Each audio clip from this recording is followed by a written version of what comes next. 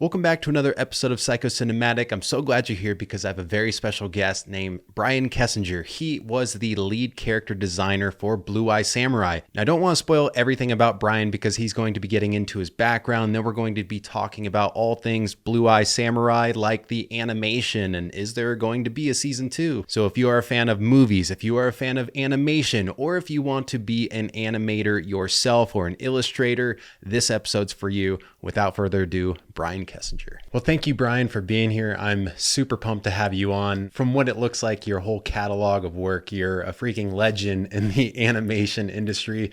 So if you could please just start by sharing with me and then some of the listeners about what your background is in this industry and like some of the projects you've had your hand on, because I feel like it's really hard to find them all on Google because, the list is huge. Yeah, thanks so much. Thanks for having me. Of course. Yeah, I've been fortunate to be in animation for almost 30 years now, which is crazy. Yeah. Uh, my first movie was Tarzan at Walt Disney Hmm. Animation Studios, and I was a layout artist on that. So I started in the layout department, which was responsible for kind of the cinematography of the hand-drawn films. So we did a lot of the background design and staging, composition, that sort of thing. So I worked in layout for a while, working on like Atlantis and Treasure Planet, um, kind of basically everything up until we made the switch to 3D animation.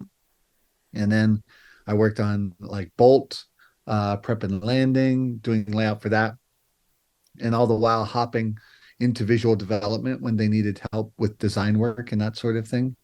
And then made the move into the story department, where I got to do storyboards and stuff for like movies like Big Hero 6 and Zootopia, Moana, um, and worked all the way up until Frozen 2.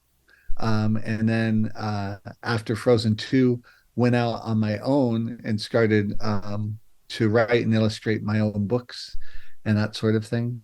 And was developing my own projects when I got called in to look at a show called Blue Eye Samurai. And I thought, oh, this is worth kind of getting back into. And that brings us to today. That's awesome. You already named so many classic movies, and like Tarzan, that was the pinnacle of my childhood right there, Oh, and so thank that's you. that's so Yeah. cool. It was kind of a dream job come true for sure. I wanted to ask you about Tarzan because I knew you worked on that one. So that came out in 99, and Toy Story, which was kind of like an early 3D project, that came out in 95. So like the second Toy Story was coming out in 99. And you Yeah. guys are doing the traditional 2D animation in Tarzan, if I'm not mistaken. Was that kind of like a scary moment where you're like, I don't know if like we're about to become like eradicated by 3D, or am I going to have to start learning a whole new thing right now, even though I just got into doing all this professionally? Yeah, definitely. It was a game changer, and we saw that, CG was going to start kind of taking over. But the good news was, um, I was actually learning how to do CG work on Tarzan because we were developing that new tool called Deep Canvas, which was a way to make it look like our paintings had more dimension to them. Mm, So a lot of the cool camera moves where Tarzan's like surfing on the trees and stuff, like that was all done in computer. And so it was very fortuitous that when I joined, they had me kind of help out in that department so I could kind of learn it because we were faced with that decision of, learning a new skill or, becoming obsolete in a way, right? yeah. Because it was going to be a pretty hard shift to CG, in the next couple of years. Well, you kind of answered one of my questions right there because I was going to ask how you learn 3D. And I'm sure, like, because when you're starting around that time of Tarzan, it has changed so much and just so many more improvements, different softwares that you're using, all that stuff. Has that been something that's been easy for you to keep up with, or is it just like, oh my God, here we go again, like another software, another, something else to learn? No, I really kind of enjoy learning the new stuff. It helped when I started on Tarzan, I was only 18. So I was like kind of young and like a sponge, for a lot of stuff. And also I really loved video games. So to me, working in computers was like, oh, this is kind of like doing video games. So I kind of liked that aspect of it. And for a lot of stuff in layout, right, in staging and composition of animated films, we were kind of limited to what we could do, right, perspective wise, because it had to be drawn. There were tricks we could do where we could move elements against each other so that they looked like they had the multi-plane effect and that sort of thing. But as a layout artist, being able to access what a computer camera could do, we were getting really exciting stuff. And we could do, I remember on Bolt, um, doing the layouts for the opening scene, which was like his movie, right? So it Mm-hmm. was like this over the top sort of Michael Bay parody. Mm-hmm. And it was so fun because we could fly those cameras around and do really dynamic stuff that we couldn't do in hand drawn. So Yeah. that was fun for me. When you're coming up learning all of this new stuff, the company or the project that you're working for at the time, are they allocating time for you guys to learn the new stuff, or are you expected to do that on your own? No, to the studio's credit, and I should say to the animation union's credit, they offered a lot of classes for free, so that you had the choice. It was up to you if you wanted to engage it and embrace it. They would teach you. We had some really good training and teachers in the studio that gave us kind of the crash course because it was all developing at the time too. So we were literally kind of working side by side with the pioneers of the technology, which was also really exciting. That's awesome. So when you are working on something that involved a little bit of CG back then and with those older computers, did it take about as long as it does today? I know like our computers have gotten a lot faster, but they can also do a lot more. So was it comparable, like where like a render might take a day or something like that? Or was it like insane still, or even worse? It took a lot longer and we couldn't do as much. Like it just comes down to, like you said, the computing power, right? So, and what we were able to have, I mean, it was Disney in the peak era, so they had access to all the top of the line technology, but it was still limited, right? Yeah. So, yeah, definitely older tech. It still took about the same amount of time just because it's the same process. Even though the Hmm. tools have gotten faster, it's still like an iterative design process. And you go back and forth and you talk with the directors on what they want. So like the philosophy is the same, and the way we get there, it's the same path. It's just, yeah, if they want to see the lighting come from this way, like interactive lighting wasn't a thing back then, right? Hmm. So that's something where if we were with the director and we were trying to place lights, it would kind of be like, well, here's a key shot with some options. They Hmm. would give us notes, and then we'd have to like go re-render. But Gotcha. now it's like, oh, we want to see the light coming from screen left. And Yeah. Did you just come right out of high school and you were fortunate enough to land the job with Disney? How did that all work out? yeah, it was crazy because I was 17. I was a senior in high school, and I submitted my portfolios to the different art schools, Cal Arts and Art Center. And then I also submitted to Disney just to get feedback, right? So that I could see kind of where I was and, what should I work on as I go to school. And I was very surprised that they called me back and said, we'll hire you now. Um, That's and amazing. I'm like, okay, cool. And when they told me that, I told them, I'm still only 17. I can't legally work yet. And they said, well, when do you turn 18? And I said, in May. And they said, okay, you'll start in August on a movie called Tarzan. Because I was supposed to start on Hercules, but I Wow. wasn't old. So they said, wait till you're 18 and then you'll start on Tarzan. So How cool. I mean, that's a dream right there, right? it was crazy. Yeah, it was. And then it was like instantly like working with the people that I had studied in high school, right? Like, Hmm. so to come in and work with people like Glenn Keane and other amazing animators was like you said, a dream come true. So, with you on Blue Eye Samurai, you are the lead character designer. Can you explain what that position entails and like what your relationship with like the supervising director and the animators is? Yeah, definitely. So it's kind of like a subset of the art department, right? So if you look at the hierarchy of things, you have the supervising director, who goes over all departments.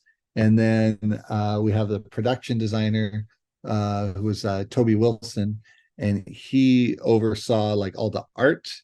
And then I was like a little branch of that tree that focused just on character, but I would work really close with Toby to make sure everything was in line color wise and philosophy wise. But early on, it was me and Jane, the supervising director, and the showrunners, Michael and Amber, really just discussing the emotions of the characters to get kind of like this. It was almost like watching a Polaroid develop because we do lots and lots of sketches and they'd be all random styles. And everyone was literally like, I would do a drawing, then I'd send it to Jane. She would draw on top of it. Then Ryan O'Laughlin, who was another director, he would come and we would all just sort of chisel away until this design kind of um, came across. And that was about a 6 month process of finding kind of the look and the style of our character. But then that's only half the job because the other half is then once you have like a design that you like, you have to go and do what we call turnarounds, which is drawing the character from, every angle. Hmm. Uh, because right now, at this phase of the project, you're still just working with drawings. You're rotating different views, you're trying out different expressions. We're doing what you call mouth shapes, which is the phonetic sounds of our language Mm, yeah. designed for each, right? There's like the initial design phase, which is fun and kind of just a free for all. And then there's the second half, which is really packaging up a character and getting it ready, colors, textures, all that sort of thing, so that we can ship that off to the partner studio, which was Blue Spirit Studios, and they would actually model it and do all that, so that once it's modeled, it would come back to us, and I would do red lines just to make sure we're keeping it consistent. And so it was kind of rinse and repeat that pattern for each character. Right. So you were saying just that first part took 6 months before you even did the turnarounds. So Mm. how long did it take just to develop the characters and then you're finally like, all right, yes, this looks good. No more drawn red on there to like fix everything. Yeah, it was probably about Wow. a year before animation really started, because that's the thing, they can't start until the models are approved, right? Hmm. There was an added challenge in that our showrunners, this was their first time in animation, right? They have really impressive resumes in the live action world. They didn't quite speak this language, right, of animation. And to their credit, they were really open to it. They were open to learning, and learning about the limitations, right? Because that was the big compromise with animation is like, yes, you can control everything on the screen, but there's certain technological aspects that kind of limit you, and also budget, right? we Right. we were only budgeted to have 12, I think it was 12 or 16 main bespoke characters, meaning that everything on them could be original. So like Mizu would be a complete original character, Taigen, Ringo, those types. And then we'd have secondary tier characters, which were like reused parts. And then a third level, which was our background characters, that was literally like 12 different faces that we could mix and match hairstyles and eyebrows kind of like a character creator Hmm. in a game sort of thing. So that all getting all of that into a place where we could start animation was about a year. So that's interesting that you said that you guys were budgeted for 12 to 16 characters. Is that how these animation budgets are set? Like, is it the animation company or someone saying, like, all right, for X amount, I can give you 12 characters, and then it's just like a lump sum payment for them, and then they just go ahead and do it? Yeah, I mean, it's really, especially for TV animation, which this was a first for me working in TV animation. I was, used to and I should say spoiled by, working for the the big Yeah. multi-million company, right? Where everything's done in-house, right? Right. Uh, but this was the first time I was like where it was literally that. Like we have a locked budget. I never knew what that budget was. They never told us, and I'm kind of glad. But you had a certain amount, and that certain amount would afford you these different categories. So you had to work, you had to be creative within that box. On the topic of Mizu specifically, what kinds of things did you decide to do with her face to make her look enough like a man that the other characters would believe it? There were a few things. Some were subtle and some were a little more broad. We had the added benefit on this show of having a costume designer, which Mm-hmm. is not, it's becoming more normal in animation, but it's not the norm. And our costume designer, her name was Sudarat Lalarb, and she's amazing. She was actually, she had just finished Kenobi, um, doing the costume designs for that. Yeah. And if you can't tell by my room, I'm a little bit of a Star Wars nerd. So I kept trying to like trick her into giving me like leaks and spoilers about the show, and she was tight-lipped. She honored that NDA, but she was amazing and did a deep dive into character costumes and what Mizu would wear to present as a male, right? Because at that time in Japan, there were very strict delineations between what a woman would wear and what a man would wear, Mm. right? And so we leaned into that. So that was one way to help just her overall silhouette, and by giving her that big kappa, that poncho that she wears, really help cover the silhouette. And then it was Sudarat's idea to give her the scarf to cover the fact that she doesn't have an Adam's apple, right? Hmm. And That's but it smart. works because it's also cold, right? So it wouldn't be out of place that she'd have a scarf on. But those were sorts of things that we were able to do costume wise for her. The second part to that, which is a little bit more subtle, but is in the posing and how Mizu actually carried herself. Mm. Because again, very specific ways that men would sit in public versus women. And so if you look at that first scene where she enters the noodle shop and she's sitting down and kind of hanging out in the back, she's sitting like a man would sit. One of my favorite things that we did, but it's super subtle, but it came out of the research, was how she carries her sword on her belt is actually more masculine and more of a showboat, because samurais of different stature, to show like how kind of badass you were, you would have your sword be more horizontal, right? So Mm. if you were a um, really good samurai, really like a force could be reckoned with, you would carry your sword almost horizontal or perpendicular to your body, right?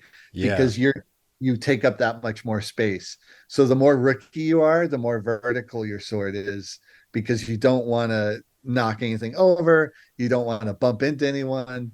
So Mizu carries her sword at almost horizontal. So those were like fun ways that we could put in, um, and just kind of keep her feeling more masculine. And then we went back and forth on the eyes, how much, because she does have quite a bit of implied makeup with those eyelashes on, Right. but that we just chalked up to stylistically it looked cool, and Mhm. it balanced out with all the other historical stuff on her. So um, that was that was the way we tried to keep her. And her face is kind of elongated. It's like a diamond shape. Mhm. Also, if you look at all our other female characters on the show, they're round, right? So that was one way to kind of keep her separate from that. That makes sense. It's crazy how many things get put in there that are just so subtle, but anyone who has done their research would know, like the samurai sword. That's crazy. After working on Blue Eye Samurai and referencing all this old art and then basically adapting the art into compelling characters for a show, does that make you want to do more kind of work like that from just different time periods? The show has spoiled me for what animation can be, right? Like Mm-hmm. it's made me really selective about what I take on next. But I should say that that level of research is kind of the norm for good animation. It's what we did at Disney, right? It's the same level that we would have done for Moana, which I think helped me on Blue Eye Samurai because I was used to digging deep like that, right? Because you want to get that stuff correct. And we had collaborators on Blue Eye Samurai that were experts in Japanese culture, right? And so we would actually send stuff out and send designs out just to get their blessing and say, yeah, this is right, this is wrong. I wouldn't do this. I guess I bring that all up to say is like I'm kind of used to it, and a lot of the animation studios out there they tend to do that level of research. Well, that's cool. It seems like the most respectful way to handle, a story from an actual period of time and, just Yeah. a whole nother culture, all that stuff. And it translates to screen very well, I would say. Oh, great. Thank you. For anyone listening, if you don't follow Brian on Instagram, you totally should, because I mean, you have so many behind the scenes posts about like what you were doing for the show. And so I saw your post about the variants of Mizu, and you pointed out how her wounds wouldn't disappear from episode to episode. And you asked the question on there, like, how many variants do you think there was Oh, for the yeah. entire first season? I'm curious, do you know that number off the top of your head? I think I emotionally blocked it from my mind because there were so many to crack. It was a lot, and I would say it was probably close to 200 just for Oh my Mizu. God. Anytime you changed anything, it was like a new variant, right? And that is something that I think is really unique to this show. Was that we attacked that level of realism, and that came from the showrunners who in working in their kind of level of television and that sort of thing. Were like, yeah, you want to believe that every cut matters, right?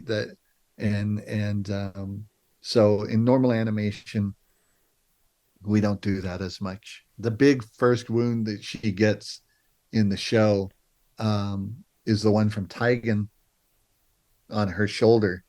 And Hmm. so not only did we track that it was there, but we tracked that it's healing, right? Because there's that break in the show after I think the fifth episode. No, after the sixth episode, where she wakes up. And so like it's been healed, but then the gunshot wound isn't because that one's more recent and all of that. So So those would be new variants, right? variants, right? Even though Okay. it's the same wound, because it's now a little more healed, that's a new variant. How long does that take to make a new variant? Yeah, to create them, not that long. Like we would do levels of bruising and battle damage on Hmm. her, but we would have to track it from the storyboards. So we would say like, okay, we see that this member of the Four Fangs hits her in the face, so we got to get a mark there. And so it's just another Photoshop layer, right? So we take our standard Mizu model and then add a Photoshop layer.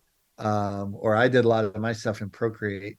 I'd add a new Procreate layer, and then do the bruise and show that to the directors and get their approval. And then it was off. And Hmm. oftentimes, Blue Spirit could take just that layer and apply it to the model. So the act of doing it didn't take that long. It's just the fact that there was so much of it and that we Hmm. had to track it. And if you're familiar with the show, episode 5, there's a big flashback Hmm. with Mizu, and there was an accident where they used the wrong variant. Oh So no. when she was naked with Mikio, she had her Taigen scar on still, and so we're like, oh wait, no, this is a flashback. So new variant, we got to do a So naked that made Mizu. it into the show?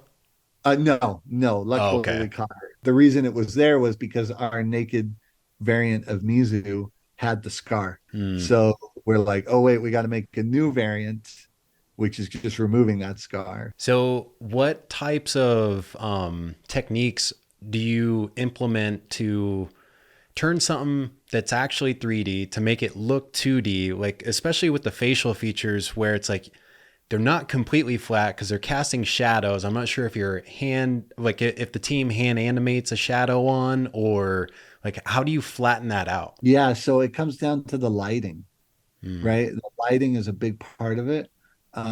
We wanted this to feel more traditional animation than CG animation. That meant visually complex backgrounds with clear, more open space characters, right?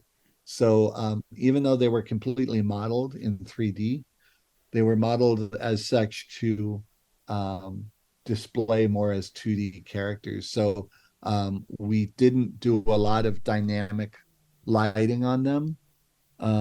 We purposely kept them flat. So, like, if it was a dark scene, we colored them darker as opposed to doing the lighting to show shadows and flames and that. We do have a little bit like in the Sword Fathers area, how it's lit by the flame. You see some of the shadows on them, but for the most part, we tried to keep it flat. And then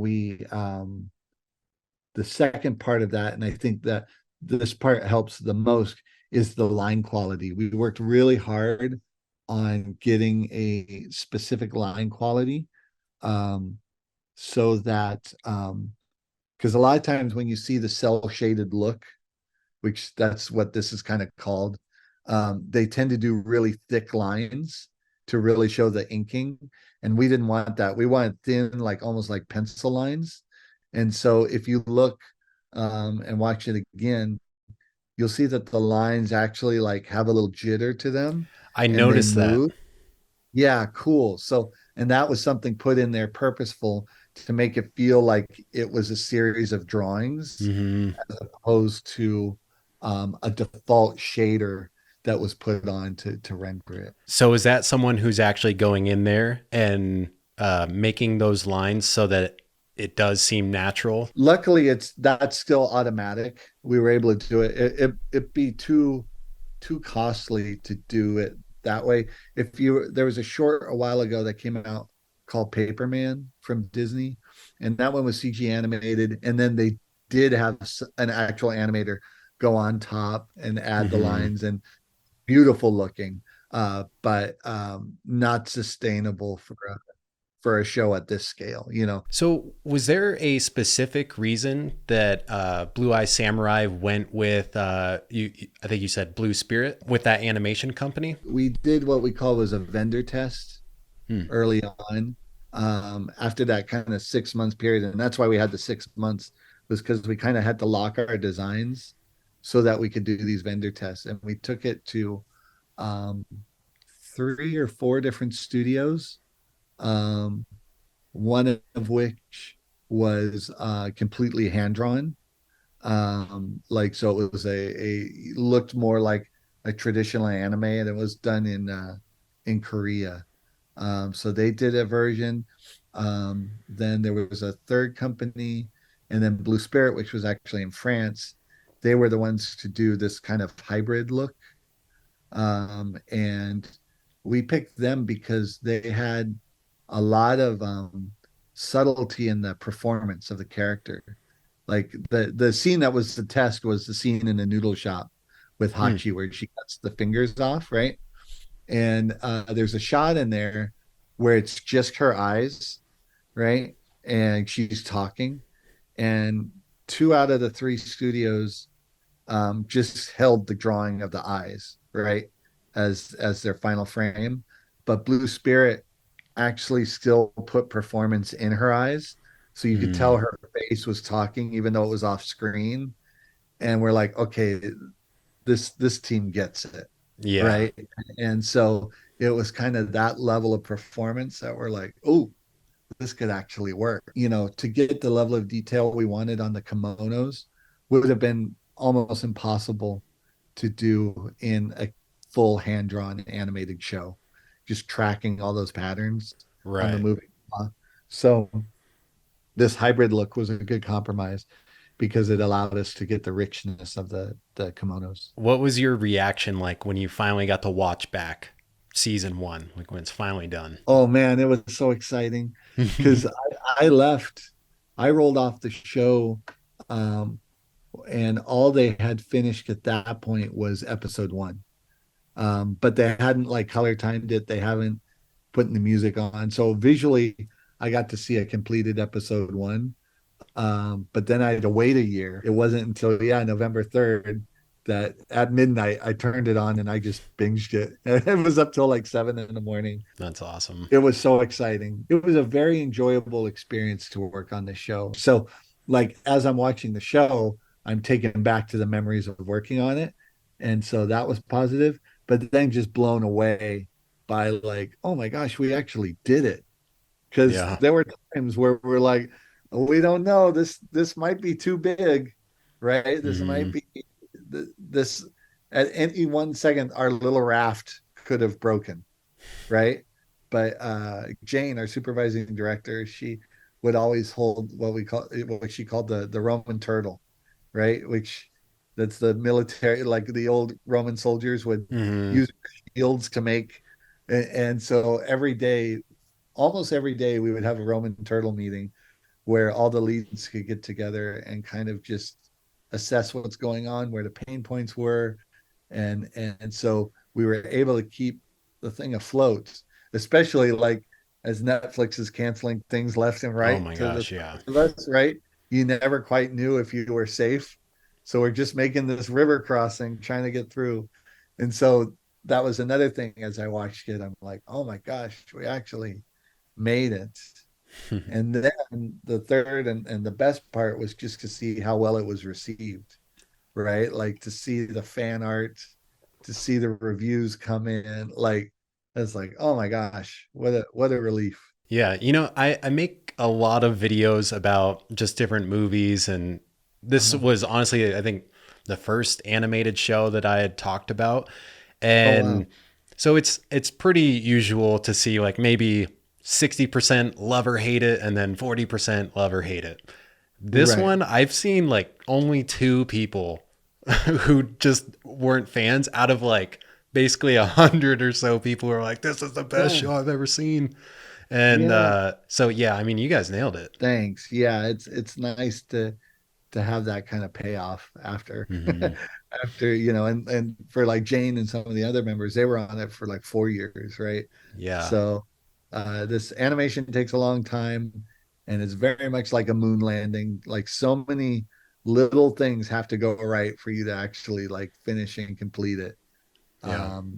And yeah, the cherry on top is that people actually liked it. So let me ask you, in your opinion, why do you think Blue Eye Samurai works so well? Because obviously there's a ton of animated shows out there, but I don't remember the last time that I've witnessed this kind of support and like people on fire about a show so Right. hard and so early on too. Like it Yeah. came out and then all you're seeing are great reviews and everyone's jumping on the Blue Eye Samurai bandwagon. Yeah.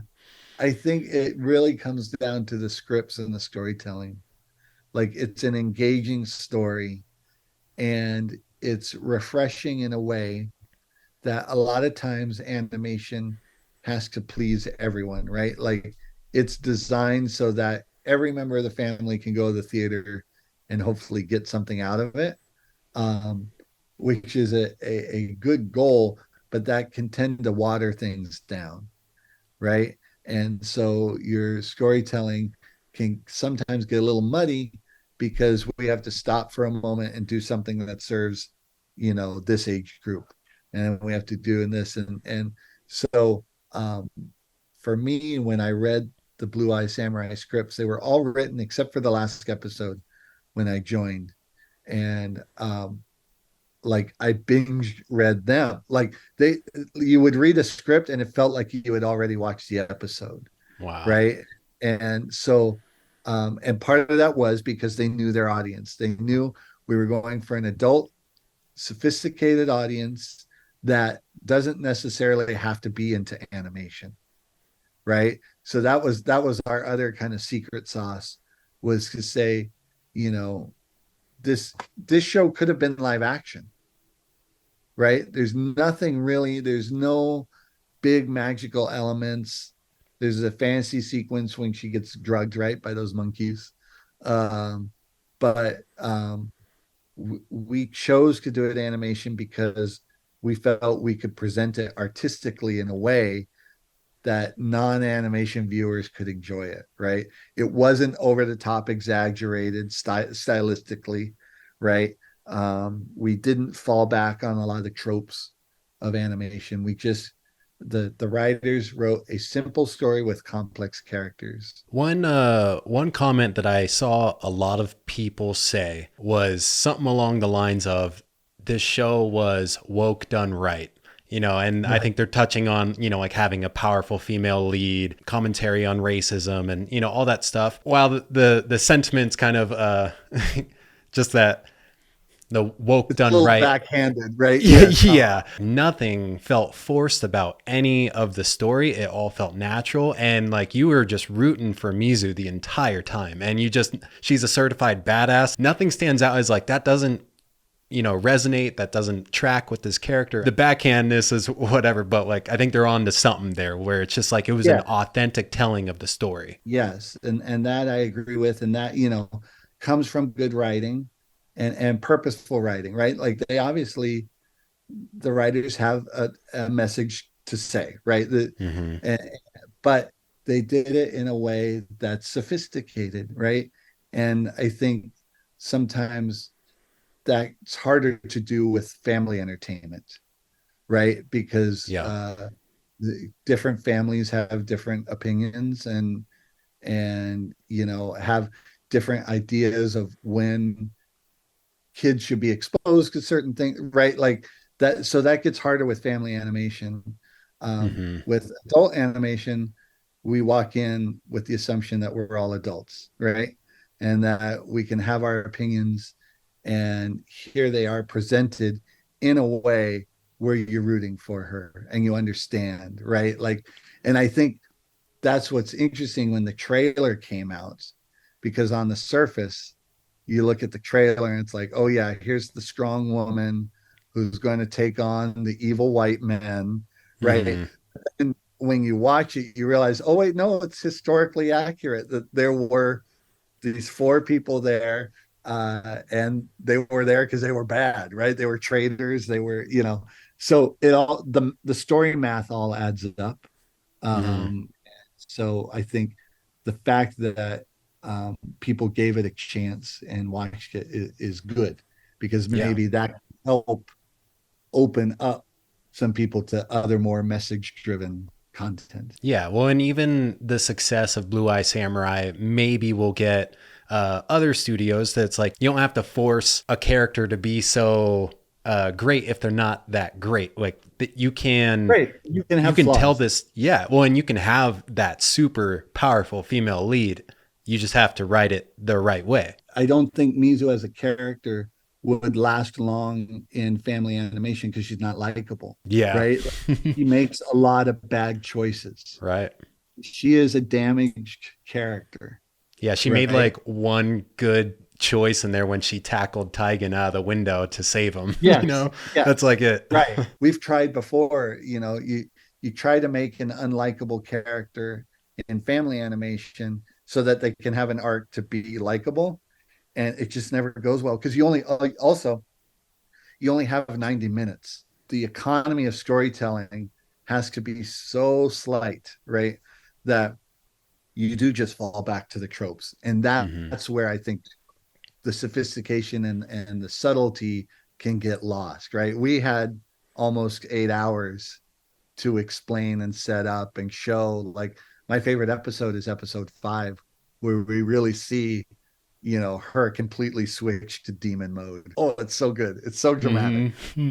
Yeah. Uh, but like, I don't know that we would have time for that, in a Yeah. 90 movie. So This is obviously a huge difference in maturity level than maybe the bulk of your work has been. What was that switch like for you? it was interesting.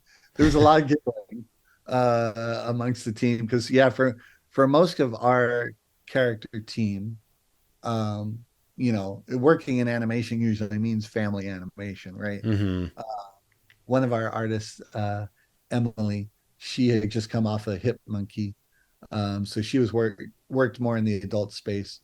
But we all just kind of rose to the challenge, and meant we had to Google. Our Google history is probably a little questionable doing Yeah. research sort of thing, but um, it was done. We all recognized that it was done with purpose, and it was aspects that were very prevalent. The sex working trade in Edo, Japan was a class system into itself. And so to not have it in the show would have been weirder, Yeah. right? Like, and so we just had to put it on screen and make sure that it worked. But we were all kind of holding our breath for that first kind of scene between Akemi and Taigen to come Hmm. through final animation, Yeah. because like that didn't work, then nothing would, right? And so Right. when it came through, we were all like, "Oh, you're not laughing at it, right?" Like it worked. So I think the staging, how it was handled, um, you know, and the showrunners and all the leads were very conscious of people's different taste levels or I shouldn't say taste levels, tolerances on the crew, Mm. right? So, like, if I had an assignment for one of my character artists that was either hyper violent or hypersexual, I would always ask them first, "Are you okay to do this? If not, we'll recast you onto something else." So it was all very open and talked about, and in fact, to the credit of the showrunners, there was one scene where we all kind of felt like, oh, maybe this is a little too much. And the showrunners listened. They're like, thank you for bringing this to attention. They changed it. They tweaked Hmm. the scenes. So, uh, I'll let your imagination run wild on what that Yeah, I could was have gonna been. say, are you gonna tell me given or? given what was in the show, but Yeah, yeah, no, but it's got to be something bad.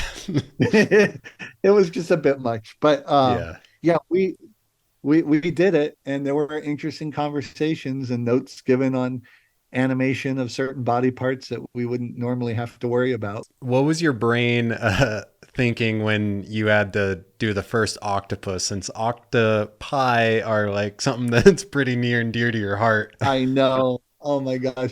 And I think the showrunners did that, to kind of like haze me. And they're like, or it's yeah, just an Easter egg. yeah, right. You like octopuses. Why don't you do this? So yeah, I did it begrudgingly, but I made sure to color him orange because my guy is purple. Do you have any idea when season two might be coming out? Like, I think as of right now, Netflix hasn't officially said their season two. They'd be crazy not to make a season They two. would be, yeah. It's all, unfortunately, the world we live in now, it's all ratings based. As they told us, it's the first month that matters. So I think tomorrow is December 1st.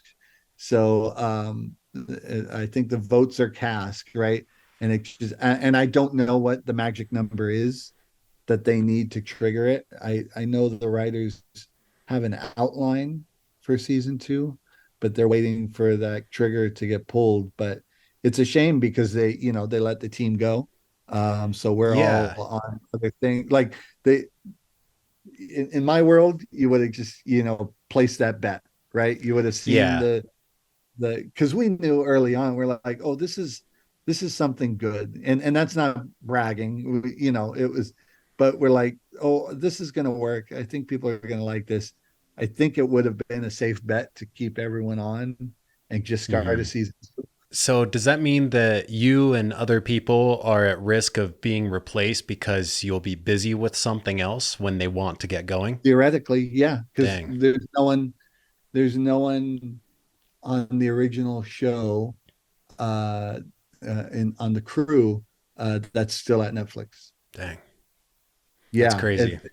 it's weird. That can be a whole nother podcast episode on the state of animation and streaming. But Yeah. yeah, the reality is, we would have to get the right amount of numbers, and then they'd have to put the band back together. The last episode, I noticed that it had a different aspect ratio. It was more of a widescreen, got the black bars on there. Do you know why they chose to do just the last episode like that? Did they tell you about it ahead of time? Yeah, yeah, it was a deliberate choice to really just push the cinematic nature of, it's a big event that happens in that episode, right?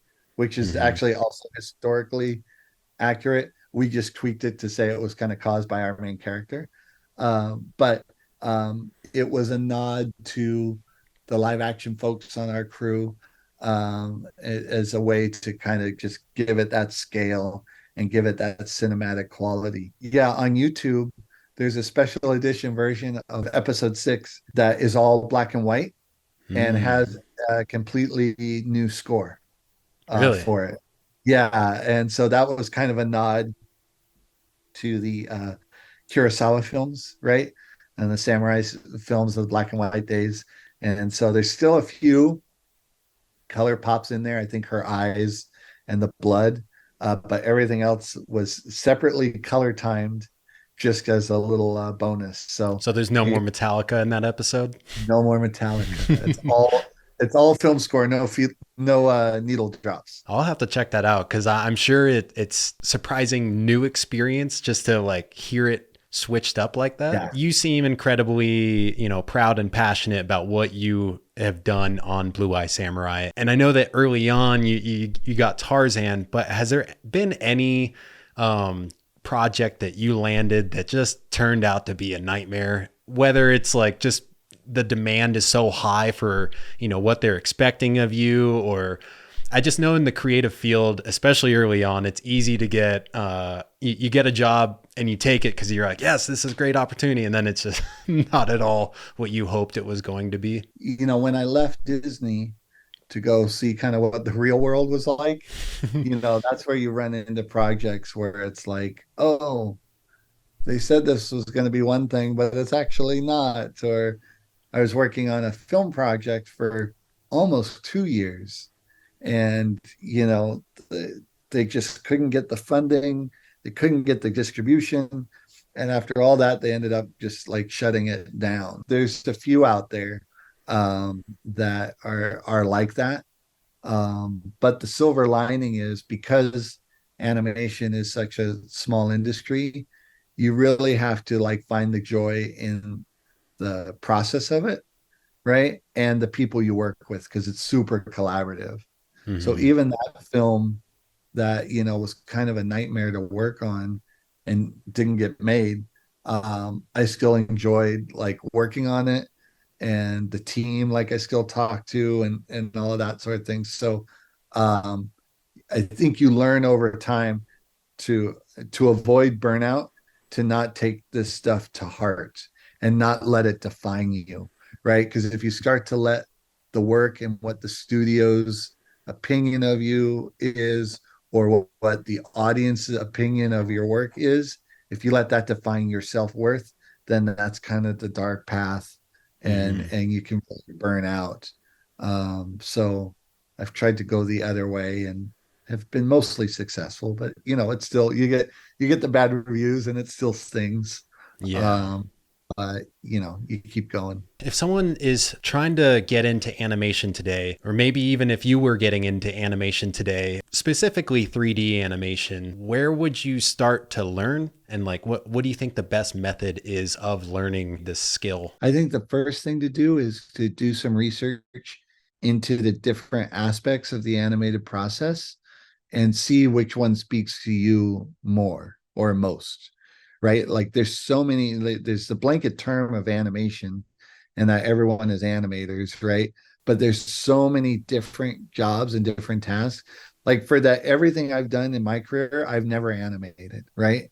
And it's Mm-hmm. because I don't want to. I have no desire to animate because I don't have the patience for it, right? And it's a mindset and a skill set that is magical to me, but I never could do it. I always loved environment design, character design, that sort of thing, and found that there's actually jobs just for that. So, like, if you know about yourself that you like designing sets, then start learning and catering your portfolio to that, because that's going to help. That's the most practical advice of helping to get into a studio, because as soon as they're seeing hundreds of portfolios, right? And the majority of those are people just saying, oh, I'll do anything, I just want a job, right? And it's like, well, that's great, but you've kind of squandered your time trying to master everything without being really good at one thing. So Mm-hmm. if we see a portfolio come through and it's really strong, color theory and painting, we're like, oh, Viz Dev, great. Okay, here we go. We can give advice and help grow. So that's one thing I would say first off to do. What software would you recommend that they check out? Yeah, there's so many right now. And the studios are a little less rigid. It used to be studios had a lot more proprietary software, right? So you come in and you'd have to learn their stuff. But now, like with Blender and ZBrush and Maya, like all of those sort of things have practical application in the studios. So I would say whatever helps you create your best work is probably a good thing, because that's what's going to represent you. Mm-hmm. So if Yeah. because it takes time to learn the software too. But Mm-hmm. I would say even before software discussions, you got to have some fundamental art skills, right? You got to at least know, because the software isn't going to teach you that, Mm-hmm. right? And that's what's going to separate professional artist, either CG or hand drawn, versus an amateur, right? Is someone that actually has that knowledge, knows, has a good ground in the principles of drawing, so that you can apply that to your software. Yeah, I think that's super helpful because in this day and age, there's so many promising young 3D artists. Oh, Uh, yeah. I mean, I'm selfishly almost asking for myself too, because I know Cinema 4D like a little bit, but I've Uh-huh. been Uh-huh. trying to learn Unreal Engine. And Yep. every time I set out, I just hit a brick wall and it pisses me off. And I just want to smash my computer. And I also ask myself whether or not it's worth it, because I'm not like trying to go into like any sort of animated thing. I just want to make beautiful environments. I think it Yes. would be super Yes. cool to create my own maps for players in like my Dungeons and Dragons campaign to like Yes. go in That'd and be explore. awesome. I think that would be Yeah. amazing. But Yeah. fuck, it's so damn hard. I know it takes time. That's the thing, and yeah, I see the level of work coming from students now. And it's like, Hmm. geez, I don't know if I would have gotten hired today with the portfolio I put in, right? Hmm. Because there's just so much more access. But lean into those YouTube tutorials and set a time, even an hour each day, Yeah. right? Can help. So it's like exercise, right? It takes the time, it takes the persistence. Yeah, I'm glad I remembered the Dungeons and Dragons thing, because I was going to ask you, do you play Dungeons and Dragons? Oh yes. Oh yes. So you get to draw all your characters instead of looking Uh-huh. at art Uh-huh. online like me being a Yes. chump.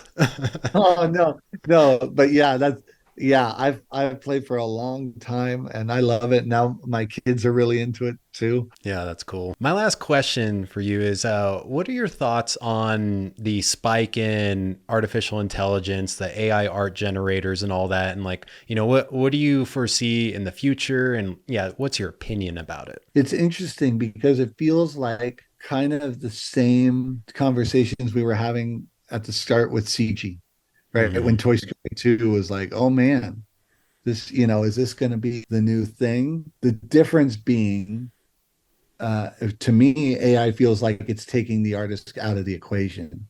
The misconception with CG early on was that, oh, it's going to replace everyone. The computer's going to do everything.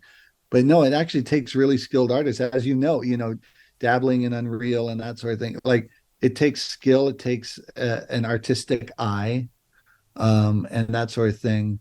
So, I count digital artists and computer artists on the same level as traditional artists, which I know not all traditional artists do, right? There's always controversy, and there's going to be controversy with AI. Um, I don't begrudge that AI gives people who are not creative the chance to be creative. I think that there's joy in that, and I see friends who don't know how to draw now have like the ability to see something materialize in front of them that came from their brain and the spark and the joy. And I'm like, yeah, that's Mm-hmm. it. That's what I get, and so to me, there's the rose-colored lens version of that where it's like, great, creativity for all.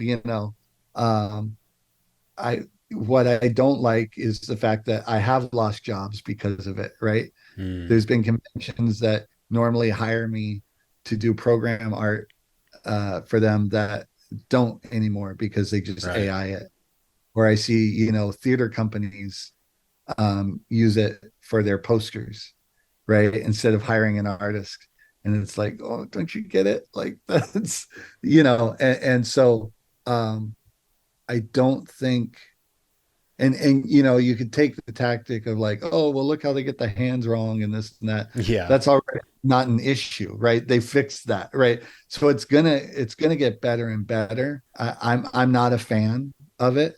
Like when I see it, it just aesthetically, like it all looks the same, right? Like, Mm-hmm. and it's You all can this sort tell. of like you can tell right away, and that's something that I think won't go away because just we as humans have that ability to see when effort is put in, when soul is put in.